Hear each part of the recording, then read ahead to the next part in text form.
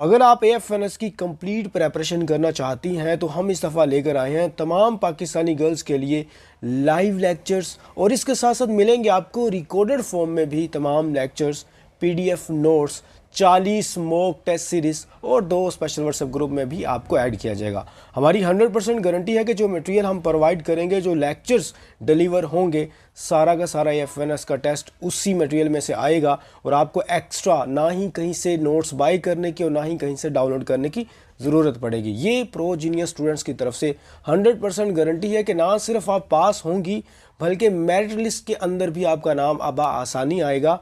हमारे नंबर्स यहाँ पर गिवन है, इन पे टेक्स्ट कीजिए। कोई भी इंफॉर्मेशन चाहिए तो इन नंबर्स पर आप टेक्स्ट कर सकती हैं और आज ही हमारे सेशन का पार्ट बनिए और उसके बाद हम आपको 100% प्रेपरेशन करवाएंगे। Thank you.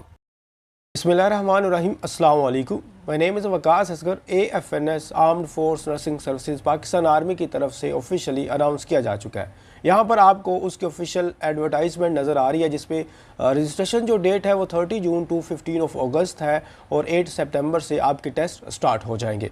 अब इसके अंदर आज की वीडियो के अंदर हम देखेंगे एलिजिबिलिटी क्राइटेरिया क्या है, कौन कौन से डॉक्यूमेंट्स लेके जाने हैं और फर्दर जो इन्फॉर्मेशन है जो ऑफिशियली डिस्प्ले की गई है वो यहाँ पर हम देखेंगे, और इसके साथ साथ इस पे अप्लाई किस तरह करना है वो मैं आपको नेक्स्ट वीडियो के अंदर, यानी कि कल जो अप्लाई स्टार्ट हो रहा है उसकी एक प्रॉपर गाइडेंस की वीडियो बना के दूंगा। आप उसको देख के एक जो है अप्लाई कर सकती हैं और 1% भी मिस्टेक नहीं होगी। तो सबसे पहले आप किसी भी सर्च ब्राउज़र पर आ जाएं, वहाँ पर लिखें ज्वाइन पाक आर्मी। लिखने के बाद जब जैसे आप क्लिक करेंगी तो यहाँ पर जो फर्स्ट वेबसाइट है ज्वाइन पाक आर्मी, www.joinpakarmy.gov.pk, आप डायरेक्टली भी लिख सकती हैं, बट मैं वैसे ही आपको लिखा और यहाँ पर मैंने जो ना सर्च किया। ये आपको कुछ जो इम्पोर्टेंट अनाउंसमेंट्स हैं उन वो डिस्प्ले होंगी और यहाँ पर जो ऑनलाइन रजिस्ट्रेशन वगैरह है वो सारी चीज़ों के लिखी हुई है। बहरहाल एएफएनएस का भी उन्होंने ऐड नहीं किया, तो मैं इसको यहाँ से क्रॉस कर देता हूँ और उसके बाद थोड़ी सी जो ना वो वेट करेंगे। अगर यहाँ पर एएफएनएस आपको नज़र आ जाता है तो वेल एंड गुड है, अगर नहीं आता तो फिर यहाँ पर ये जो 3 लाइन्स हैं आपको नज़र आ रही हैं, इस पर जाइए, 3 लाइन्स पे क्लिक करें। ज्वाइन नाउ आ गया। ज्वाइन नाउ के नीचे जैसे ही आप आएंगी तो यहाँ पर एएफएनएस का भी आपको जो है ना वो नज़र आएगा। तो एएफएनएस को हम देख लेते हैं यहाँ से। ये मैंने अगेन से 3 लाइन्स के ऊपर क्लिक किया यहाँ पर एंड और यहाँ से ज्वाइन नाउ, और फिर नीचे आ जाए तो ये एएफएनएस एंड पे नज़र आ रहा है। जैसे मैं इस पर क्लिक करता हूँ तो ये आपको जो कोर्स की प्री रिक्वेस्टीज़ हैं वो नज़र आ जाएंगी। अब इसके अंदर कुछ चीज़ें जो है ना वो आपने ध्यान से देखनी है, वो कौन सी हैं वो मैं आपको यहाँ पर बता देता हूँ। सबसे पहले तो ये है कि इसकी जो एलिजिबिलिटी कंडीशन है वो आप देख लीजिए। वो क्या जी, एज यहाँ पर लिखी हुई है 17 to 25 ईयर। मैरिटल स्टेटस जो है वो आपका अनमैरिड हो, विडो हो, सेपरेटेड हैं या डिवोर्स हैं तो अप्लाई कर सकती हैं। जेंडर फीमेल है। जो मिनिमम आपकी हाइट है वो 5 फीट होनी चाहिए और वेट जो है वो, अगर मैं एक गेस पॉइंट आपको दूं तो 45 से लेकर 65 केजी के दरमियान होना चाहिए। जो रजिस्ट्रेशन है वो आपकी 30 जून से लेकर 15 अगस्त ऑनलाइन होगी और जो आपके टेस्ट हैं वो 8 सितंबर से स्टार्ट हो रहे हैं और 10 अक्टूबर तक ये आपके टेस्ट चलेंगे। इसमें जो सैटरडे एंड संडे है वो क्लोज़ हुआ करेगा। अगर कोई पब्लिक हॉलीडेज़ आ जाती हैं तो वो भी इसमें कंसिडर की जाएंगी, उस दिन भी आपका टेस्ट नहीं होगा। नेशनैलिटी अगर बात करें तो जिनका बल्कि पूरे पाकिस्तान से, इवन के कश्मीर से भी जो गर्ल्स हैं वो अप्लाई कर सकती हैं। ये तो हमारे पास एक छोटा सा मैंने आपको ओवरव्यू दे दिया इस चीज़ का, बट अब हम देखते हैं एलिजिबिलिटी कंडीशंस के अंदर। सेकंड नंबर पर हमारे पास एलिजिबिलिटी कंडीशन है। अब इसके अंदर जो मेन चीज़ें हैं वो आपने ध्यान से देखनी है कि कितनी परसेंटेज रिक्वायर है और उसके अलावा कौन कौन सी चीज़ें हमारे पास यहाँ पर होनी चाहिए। ये एएफएनएस बीएससी नर्सिंग फीमेल है जिसमें मैट्रिक आपका साइंस के साथ होना चाहिए 60% और एफएससी प्री मेडिकल मिनिमम 50%। अगर आपके मैट्रिक में कम मार्क्स हैं, जब चाहे एफएससी में 90% भी हैं और मैट्रिक में आपके 60 से बिलो है तो आप अप्लाई नहीं कर सकती। एज मैंने आपको बता दी थी, 1 नवंबर तक आपने अपनी डेट ऑफ बर्थ और उससे लेकर डेट ऑफ बर्थ से लेकर 1 नवंबर 2025 तक चेक करना है आपकी डेट ऑफ बर्थ क्या बनती है। उसके अलावा अगर एजुकेशन की बात करें तो यहाँ पर होप सर्टिफिकेट का जिक्र है कि अगर आपके मिनिमम फर्स्ट ईयर जो है एग्ज़ाम उसमें 50% मार्क्स हैं तो आपने होप सर्टिफिकेट पर अप्लाई कर सकती हैं अगर सेकेंड ईयर का रिज़ल्ट का वेट कर रही हैं। एक और चीज़ यहाँ पर लिखी हुई है कि जब आपका रिज़ल्ट फाइनल रिज़ल्ट अनाउंस हो जाएगा तो आपने क्या करना है कि जनरल हेडक्वार्टर जो GHQ रावलपिंडी है वहाँ पर रिज़ल्ट अनाउंस होने के तकरीबन 5 दिन के अंदर अंदर आपने अपना जो रिज़ल्ट कार्ड है उनको भेजना है। अगर आप सारे टेस्ट वगैरह पास कर चुकी हैं और अभी ऑन द प्रोसेस है, तो फिर आपने अपना रिज़ल्ट भी भेजना है अगर होप सर्टिफिकेट पर अप्लाई किया हुआ है। अगर आपकी सेकेंड ईयर वगैरह का रिज़ल्ट आ चुका है और आपकी ये क्वालिफ़िकेशन इंटर की वो कंप्लीट है, तो फिर आपको ये ज़रूरत नहीं है। बट अगर आपने FSC पार्ट 1 का अभी रिज़ल्ट आया और सेकेंड ईयर का आप वेट कर रही हैं, तो फिर ये आपके ऊपर कंडीशन जो है वो लागू होती है। उसके बाद अगर हम बात करें यहाँ पर कुछ और मेन चीज़ों की, तो वो ये है जी हमारे पास इन एलिजिबिलिटी कंडीशन के अंदर कौन कौन सी चीज़ें इंक्लूड है।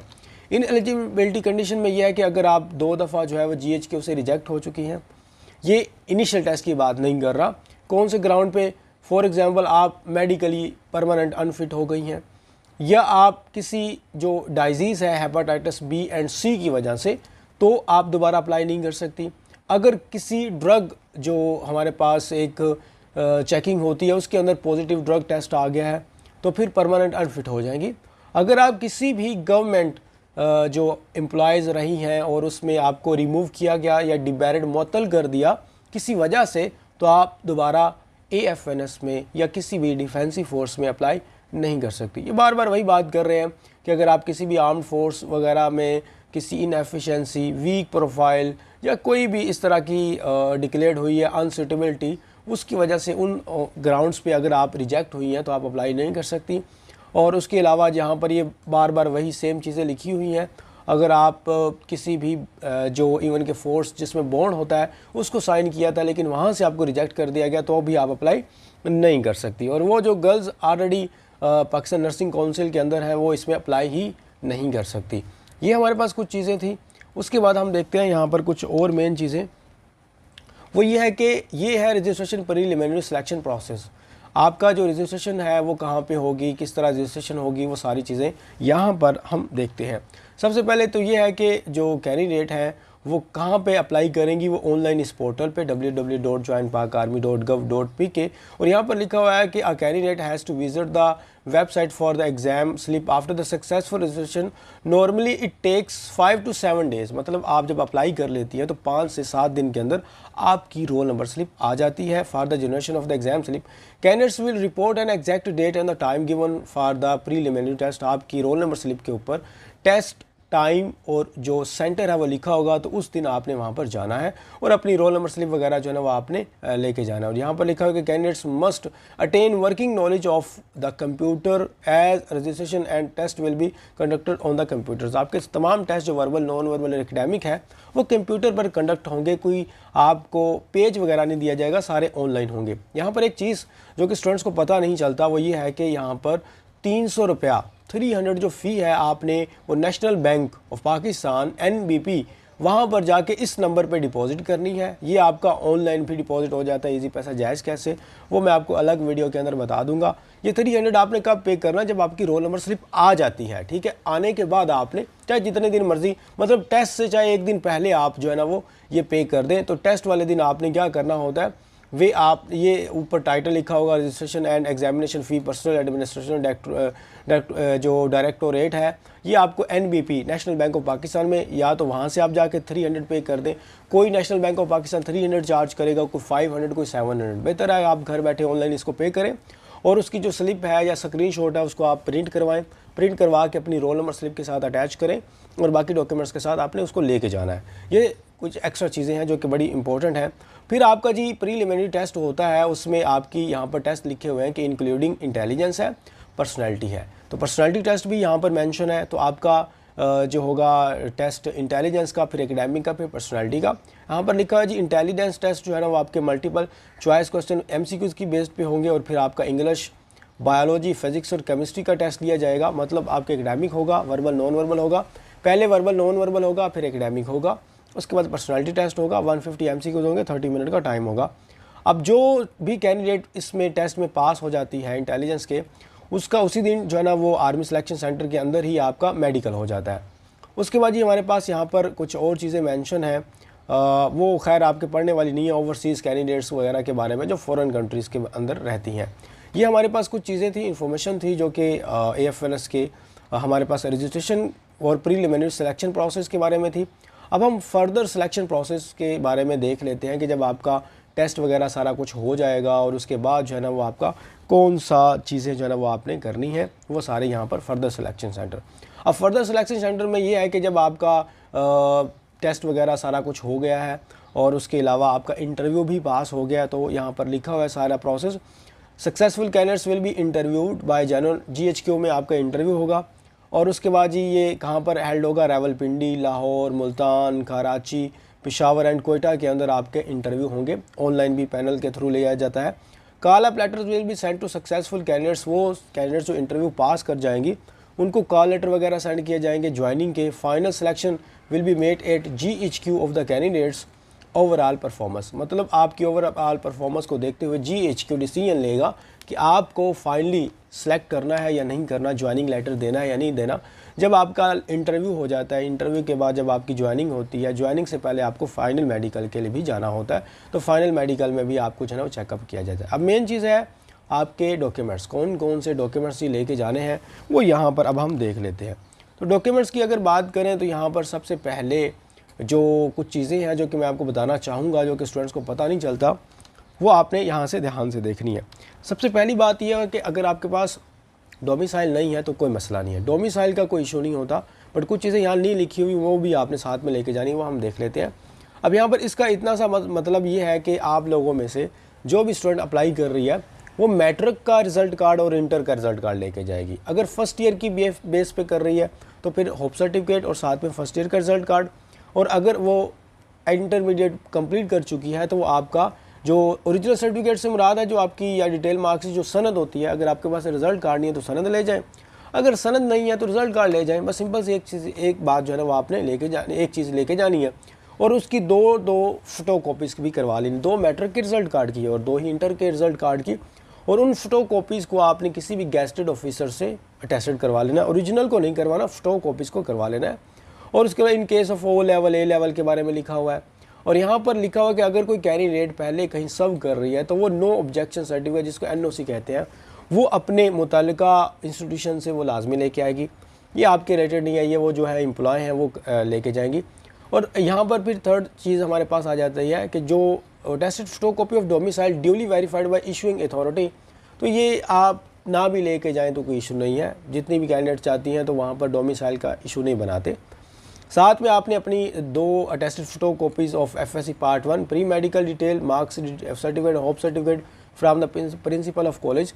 अगर आपने FSC पार्ट 1 के बिहाफ पे अप्लाई किया है तो आप क्या करेंगी, यहाँ पर FSC पार्ट 1 प्री मेडिकल की जो डिटेल मार्कशीट है वो लेके जाएंगी, और उसकी 2 फोटो कॉपीज़ भी लेके जाएंगी, और साथ में क्या लेके जाएंगी, होप सर्टिफिकेट जो कि आपका कॉलेज से मिलेगा।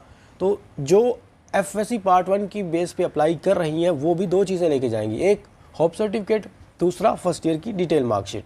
अब हमारे पास 2 आपने पासपोर्ट जो फोटो कॉपीज़ ऑफ कंप्यूटराइज्ड आपके ID कार्ड की जो 2 कॉपीज़ हैं उसकी 2 फोटो कॉपीज़ और ओरिजिनल ID कार्ड आपके पास होना चाहिए। अगर आप बिलो द 18 एज है, आपकी एज 18 ईयर से कम है तो आप बेफार्म भी लेके जा सकती हैं, स्मार्ट कार्ड भी लेके जा सकती हैं। अगर आप कि 18 साल हो गए बट ID कार्ड नहीं बना हुआ तो आप ऐसा करें कि ID कार्ड बनने के लिए नादरा के अंदर जो है ना वो आप अपनी एप्लीकेशन वगैरह बाकी प्रोसेस कंप्लीट कर लें। वो 40 दिन का टाइम देंगे, बट वो अल्टरनेटिवली आपको जो है ना वो एक टोकन देंगे। आपने वो टोकन जो है ना वो लेके जा सकते हैं। अगर आप ID कार्ड नहीं लेके जाती तो आप एक टोकन लेके जा सकती हैं, वो आपका वहाँ पर काम आ जाएगा। साथ में आपने अपनी 3 फ्रेश फ़ोटोज़ हैं वो आपने फ्रंट और बैक से अटेस्टेड करवानी है। बाकी सारे डॉक्यूमेंट्स एक साइड से अटेस्टेड करवाने हैं। बस ये आपकी जो फ़ोटोज़ हैं वो आपने फ्रंट जहाँ पर आपका फेस है और बैक साइड पे भी, तो ये पासपोर्ट साइज़ के अंदर जो है ना आपकी फ़ोटोज़ होनी चाहिए और फ्रेश होनी चाहिए, जो ना लेट वगैरह वाली या पहले वाली आपने नहीं लेके जानी। Attested passport size photographs must be pasted on application form. आपने जो एक फ़ोटोग्राफ है या तीनों को अपनी रोल नंबर स्लिप वगैरह के ऊपर जो है ना वो आप पेस्ट कर लीजिएगा, ठीक है, एप्लीकेशन फॉर्म वगैरह पे। अब हम सम अप कर देते हैं। सबसे पहले हमने पढ़ा, क्या पढ़ा, सबसे पहले हमने देखा कि यहाँ पर हमें चाहिए होप